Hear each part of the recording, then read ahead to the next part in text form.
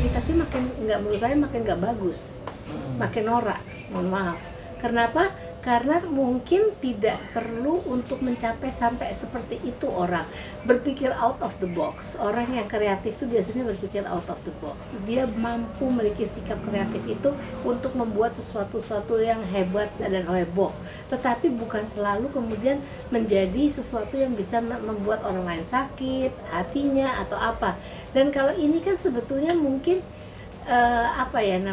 tidak ada ketulusannya karena disetting. Semua yang settingan kalau menurut saya belum tentu bagus.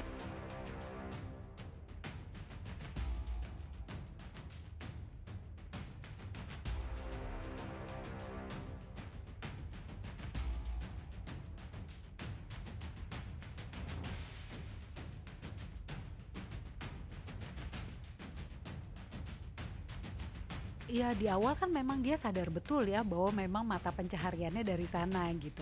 Jadi dia tahu bahwa sekecil apapun berita atau apa yang terjadi dalam hidupnya itu bisa menjadi sumber finansial tersendiri untuk dia gitu. Jadi pastinya dia memang sudah meng-create itu, mempersiapkan segala hal untuk memastikan bahwa tampilannya memang layak untuk dijual. Ya kalau buat saya apa yang dilakukan oleh Ricis paling important ya.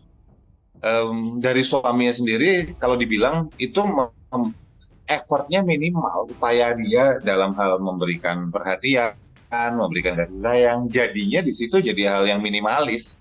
Ricis yang kemudian membuat pernikahan itu terus berjalan sebetulnya, jadi agak timpang sih jadinya.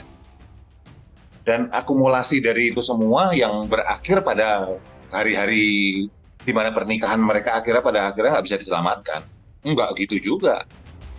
Bahwa kemudian Ricis punya upaya berupa membuat kayak surprise, tetapi buat dirinya sendiri, tetapi ditampilkan ke publik, itu adalah kepentingan Ricis. Tulus atau enggak, saya berani bilang bahwa itu tidak tulus, karena ada kebutuhan untuk tampil, untuk jadi konten. Sesederhana itu. Karena kalau kita bicara tulus, itu nggak muncul di permukaan. Boleh saja nanti ada netizen yang bilang bahwa kemudian, lo nggak apa-apa dong tulus kemudian ditampilkan. Boleh, nggak ada larangan. Boleh. Tetapi secara pola, bahwa itu cara Ricis untuk eksis dan cara dia untuk dapat duit, gitu loh. Tidak ada yang dilarang dengan itu. Cuman kalau dibandingkan, apakah itu kemudian hanya untuk kebersamaan mereka berdua? Jawabannya tidak. Itu untuk kebersamaan mereka berdua dan semua follower-followernya yang kemudian bisa dimonetize jadi rupiah. Sesederhana itu. Kalau AdSense nyala, itu ada apa-apa, Mbak. Jatuhnya adalah itu bisnis, karena ada profit, karena ada keuntungan dari video itu. Ini Ria Ricis ini jenius, Mbak. Dia itu pebisnis, bener dah. Itu konten, emang ya ini mah bisnis bergedok personal life ini mah, gitu. Ini jenius, ini anak ini mah Ricis ini jenius gitu. Dia bisa tuh, dia tahu kalau upload keluarga yang bagaimana, kalau ziarah kubur ini viewersnya banyak, dia tahu, dia bisnis gitu. Dan itu tuh ada profit, ada keuntungan. Dia nyalain AdSense berarti ada duit masuk ke dia gitu. Oke, mengabadikan momen. Teman saya juga banyak, teman gue juga banyak yang mengabadikan momen sama anaknya, sama keluarganya. Tapi ya udah diabadikan aja, direkam, diupload ke Instagram. Ini kan diupload ke YouTube, AdSense-nya nyala. Jadi kalau di bold, ini mah nggak ada maksud apa-apa. Ini mah cuma mengabadikan momen. Kalau ada AdSense-nya itu ada apa-apa, itu berarti artinya itu bisnis. Iya, buat saya itu ekspresi yang gitu loh, yang dibuat dengan konten. Kenapa?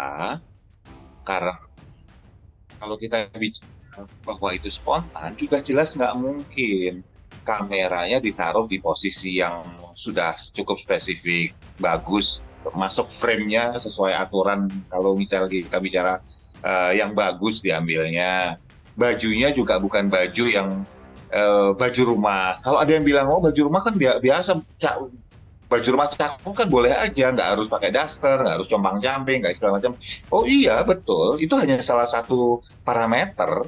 gitu. Tetapi kalau kita masih percaya bahwa mereka yang mengontenkan setiap sisi dalam kehidupannya, harusnya kamera kalau di mana-mana lagi telanjang di kamar mandi pun ambil, gitu loh. Ya, ini kan tidak. Lagi ganti baju, bajunya acak-acakan, pasti ada sisi tersebut. Ini kan tidak pernah, bajunya keren, rata-rata terus.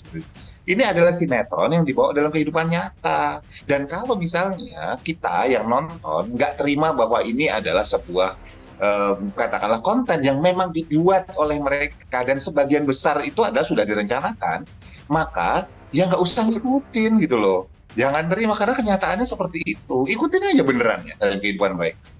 Banyak kan dibuat. Doain aja Mbak.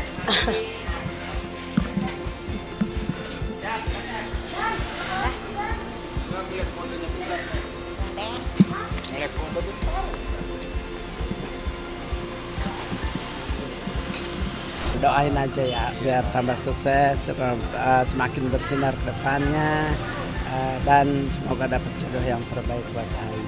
Saya nggak bisa banyak cerita, saya cuma minta doanya aja. Mudah-mudahan saya dikasih jodoh yang terbaik, mudah-mudahan saya bahagia.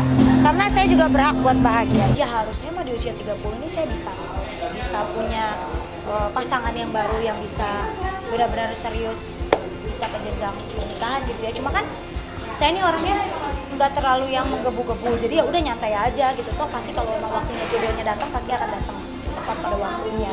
Gitu ya. Udahlah, yang penting jalanin aja, kerja, anak, keluarga. Toh juga ntar jodoh mah pasti ada. Aku sih cuman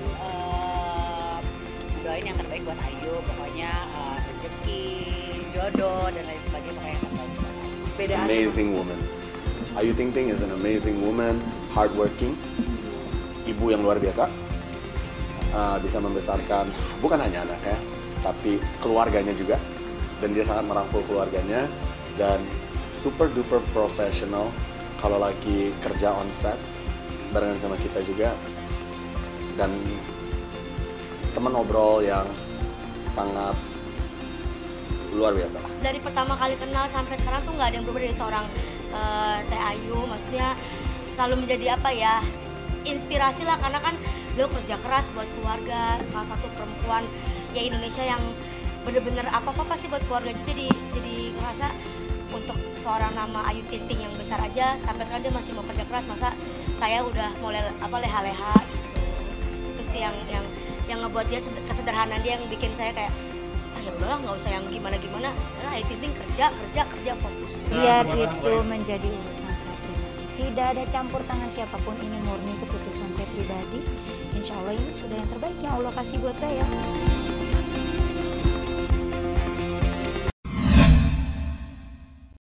Seperti saya lihat ada di YouTube kemarin, saya baru baca tuh, mengatakan sejak diancam dari pihak sebelah itu si Indasari itu menghilang.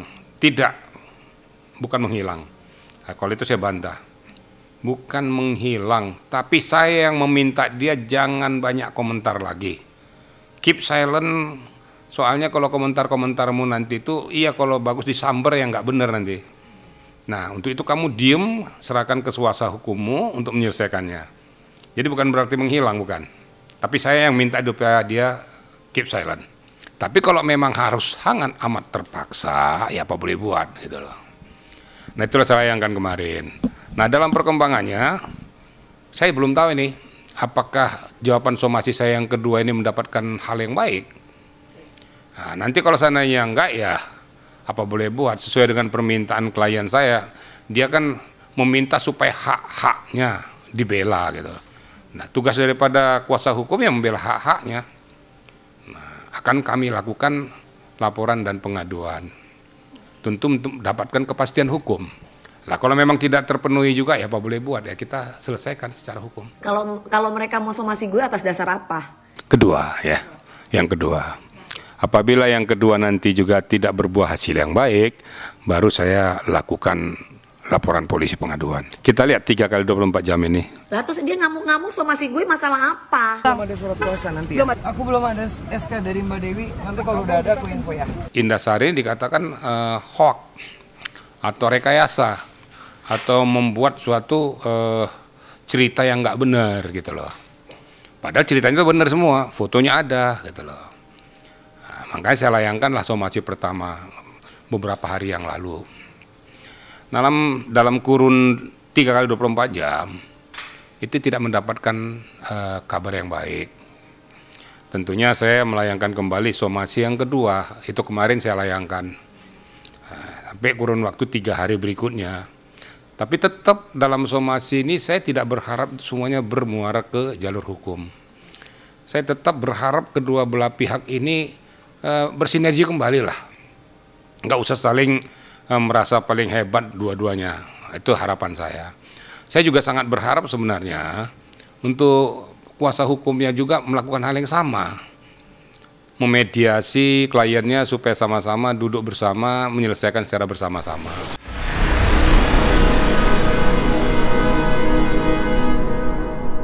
Jadi jangan lupa untuk subscribe Cumi Cumi. Ditekan ya tombol lonceng merahnya.